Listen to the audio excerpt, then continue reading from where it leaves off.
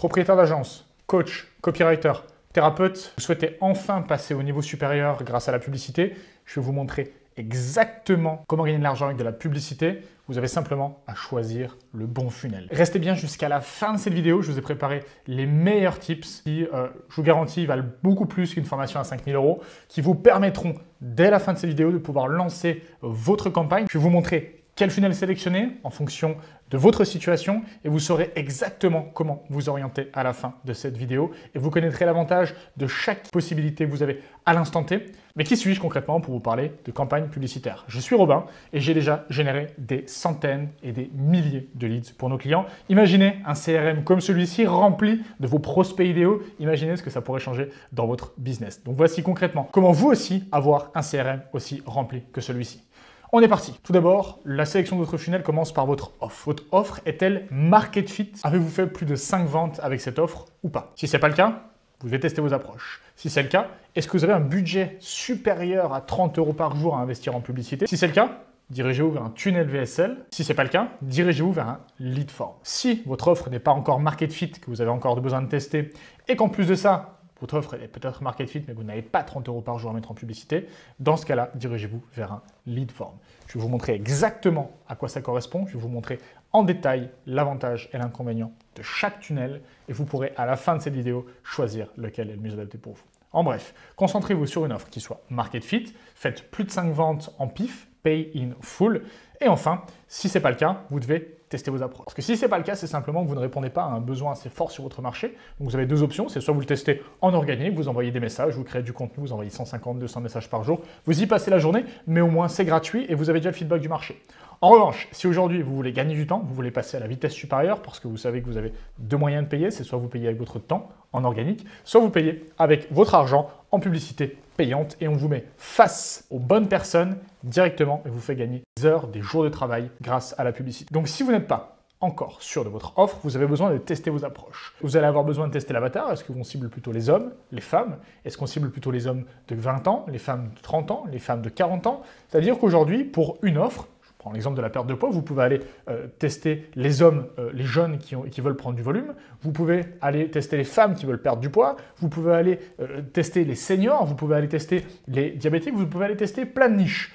Aujourd'hui, c'est ce qu'on détermine votre avatar. Mais en revanche, vous ne pouvez jamais adresser votre offre à tout le monde. C'est-à-dire, j'aide les hommes à prendre du muscle ou à perdre du gras. Ça ne marchera pas. Vous devez donc préciser l'avatar et donc tester cet avatar. Le deuxième paramètre que vous devez tester, c'est la promesse. Est-ce que vous aidez les hommes à prendre du muscle, à prendre en masse, à être plus viril, ou est-ce que vous allez aider les femmes à perdre du poids, à avoir une silhouette raffinée, à avoir un fessier gainé? Ça, c'est votre promesse, c'est ce que vous allez délivrer et vous devez le tester. Ou pour de la lead generation, est-ce que vous voulez générer des rendez-vous? Est-ce que vous voulez générer des clients? Et également sans avoir un fessier musclé, sans aller à la salle de sport tous les jours. Avoir des clients sans avoir à faire de la prospection tous les jours. C'est différentes choses, différents paramètres que vous devez tester, que vous pouvez tester soit en organique, en allant contacter directement vos prospects en leur posant la question, soit en publicité, où vous allez faire différentes promesses dans différentes campagnes et vous allez voir laquelle fonctionne le mieux. Et enfin, le troisième paramètre que vous pouvez tester, c'est le lead magnet. Finalement, par quoi est-ce que votre avatar va être attiré? Qu'est-ce qui va motiver davantage votre avatar à prendre rendez-vous avec vous, en tout cas à vous donner ses coordonnées? Est-ce que ça peut être un appel de consulting offert? Est-ce que ça peut être un e-book vis-à-vis de sa problématique? Un e-book pour avoir un fessier musclé? Un appel de consulting pour perdre 10 kilos en moins de 3 semaines? Ou une formation offerte sur comment relancer son métabolisme? Donc en gros, je dois tester l'avatar, la promesse, le lead magnet si mon offre n'est pas encore validée. C'est donc pour ça que vous devez mettre un lead form. Ça ne sert à rien de lancer une landing page à ce moment-là parce que tout simplement, vous allez avoir beaucoup trop de friction dans le process que pour être profitable, que pour avoir assez de leads parce que finalement, pour tester une approche, qu'est-ce qu'il vous faut? Il vous faut du volume de votre prospect idéal. Et comment aller le chercher, bien que ce ne soit pas parfait, en lead form? Vous aurez coût par lead le plus faible et c'est ce qui vous permettra aujourd'hui de pouvoir aller chercher votre ICP et de pouvoir vous adresser directement à lui en échange effectivement d'un budget publicitaire.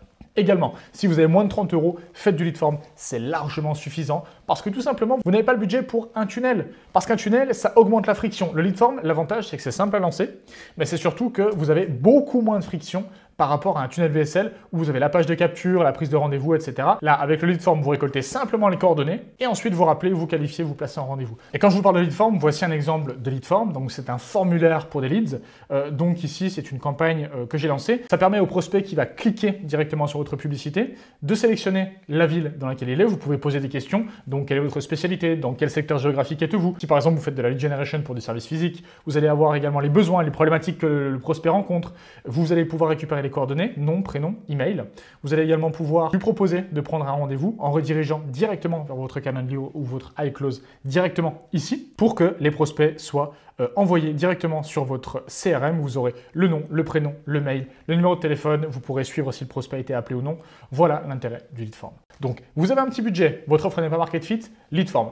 En revanche, vous avez une offre qui est market fit, vous avez déjà fait 5-10 000 euros avec votre offre et en plus de ça, vous avez au moins 1 500 euros par mois à mettre en budget publicitaire.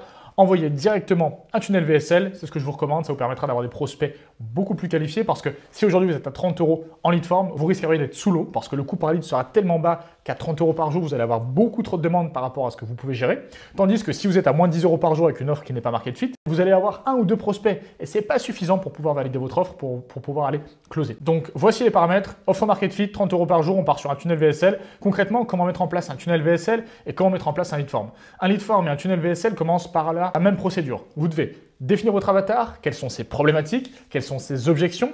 Vous devez réaliser un script, le script d'une publicité qui se définit de cette manière. Appel à l'avatar. Hop, hop, hop, tu es une femme de plus de 30 ans et tu cherches à perdre du poids. Problème, tu as tout essayé, rien n'a marché, tu as l'effet yo-yo. Solution, j'ai la méthode XY qui te garantit d'aller perdre les 10 kilos que tu cherches à perdre dans les 3 prochains mois. Social Proof, ça a marché pour Valérie, pour Catherine, pour Laura, qui ont toutes perdu 10 kilos dans les 3 prochaines semaines. Call to action, si toi aussi tu veux découvrir cette méthode, clique ici. Voilà comment on scripte concrètement une publicité. Petite note importante pour une ads c'est en vertical, format short, en 9/16e. Ça doit durer entre 30 et 90 secondes maximum. Au-delà, ça commence à être long. On voit des publicités qui font 2-3 minutes, mais honnêtement, le watch time drop significativement après 10 secondes. Donc surtout si vous débutez, ne faites pas plus d'une minute, 1 minute 30.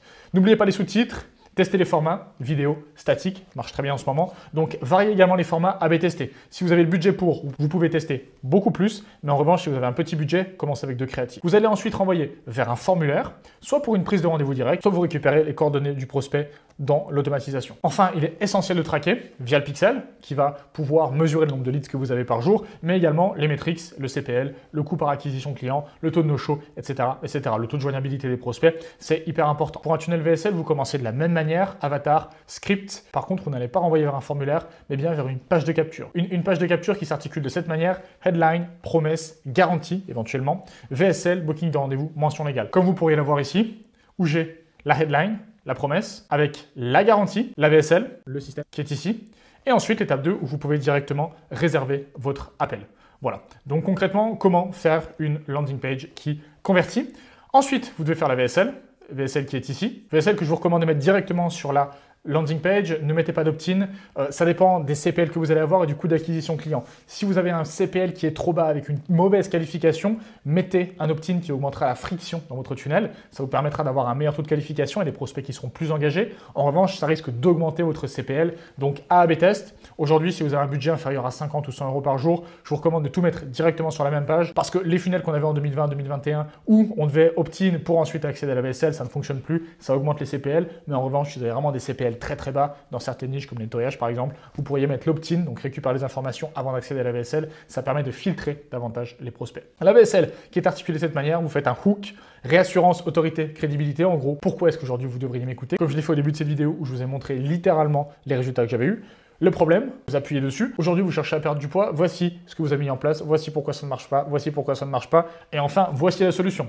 Appel à l'action. Éventuellement, pour renforcer le passage à l'action, vous pouvez faire un premier call to action, mettre de la social proof et faire un deuxième call to action. Idéalement, vous devriez en faire 3, mais commencez simple, commencez par ces structures. Ensuite, vous vous redirigez ou pas vers une page de booking parce qu'elle peut être sur la même page que la VSL. Et ensuite, redirigez vers une page de confirmation avec une vidéo, comme celle-ci par exemple, où vous allez confirmer que le rendez-vous est bien validé et vous allez augmenter votre taux de show-up et l'awareness de vos prospects en faisant une vidéo qui va récapituler exactement ce qu'ils vont devoir prendre en compte. Donc en gros, vous mettez une vidéo de confirmation ou un lien vers un contenu supplémentaire. Là ici, c'est une vidéo de confirmation. Dans d'autres tunnels, j'ai des vidéos YouTube qui sont en dessous pour également augmenter la social proof, l'autorité. Donc ici, c'est simplement une vidéo où je remercie les prospects finalement d'avoir pris rendez-vous avec moi et je leur montre qu'il faut mettre le rendez-vous dans l'agenda, qu'il faut préparer les questions et clarifier leur objectif avant cet appel et qu'ils doivent être à l'heure et prévoir en moyenne 10-15 minutes pour cet appel. Donc c'est hyper important que vous mettiez un rendez-vous de confirmation et pas que vous redirigez vers le Calendly parce que tout simplement, vous allez perdre énormément dans le sens où vous allez avoir plus de no-show et des personnes qui ne sont pas aware de ce que vous allez leur proposer. Donc en gros, vous allez arriver en appel. Bonjour, pourquoi tu es là aujourd'hui? Bah, je sais pas, vous avez dit qu'on pouvait prendre rendez-vous avec vous, du coup j'ai pris rendez-vous. Donc ça, c'est des prospects qui ne sont pas qualifiés, vous perdez votre temps. Ok? Et enfin, mettez en place une séquence de nurturing, email, automatisation, donc d'email, du WhatsApp, des rappels par tous les moyens. En bref, la différence entre le lead form et le VSL. Le lead form est idéal pour tester une offre. La VSL est très bien pour cibler des prospects et augmenter la qualification. Vous avez un coût plus faible par leads au niveau du lead form, mais forcément un coût plus élevé avec un tunnel VSL. La qualité a un coût nécessairement. Le temps passé en appel, vous aurez donc plus d'appels à faire avec des prospects moins qualifiés avec du lead form. Vous aurez en revanche pour le même budget publicitaire moins d'appels à faire avec un tunnel VSL parce que vous aurez un coût par lead qui sera plus élevé. En revanche, la qualification sera bien meilleure avec un tunnel VSL. Au niveau de la complexité, le lead form est plus simple à lancer. Le tunnel VSL est un peu plus compliqué à lancer parce que ça demande beaucoup plus d'étapes, beaucoup plus d'automatisation, beaucoup plus de travail, beaucoup plus de contenu. Et enfin, le lead form, je vous le recommande pour tester des offres et également avec un budget inférieur à 30 €. La VSL pour une offre qui est validée et si vous souhaitez scaler tout en augmentant la qualification de vos prospects. Voici en gros le tunnel que vous devez mettre en place. Ça dépend de votre offre, si elle est market fit ou pas, et de votre budget publicitaire. Ensuite, choice is yours. Et enfin, les tips qui, à la fin de ces tips, vous permettront littéralement de pouvoir améliorer les performances de vos campagnes. Dans un premier temps, surtout si vous commencez, observez ce que font déjà vos concurrents. Vous avez simplement à aller dans Ads Librairie et vous allez pouvoir directement avoir accès à vos concurrents. Par exemple, on est sur du copywriting. Et ben voilà, on va voir concrètement ce que vos concurrents copywriters font. Pour pas qu'on soit trop large, on va mettre le secteur géographique, on va mettre en France. Vous pouvez déjà vous inspirer de ce qui fonctionne parce que de toute façon, au début, vous n'avez pas le budget pour tester de nouvelles idées vous-même.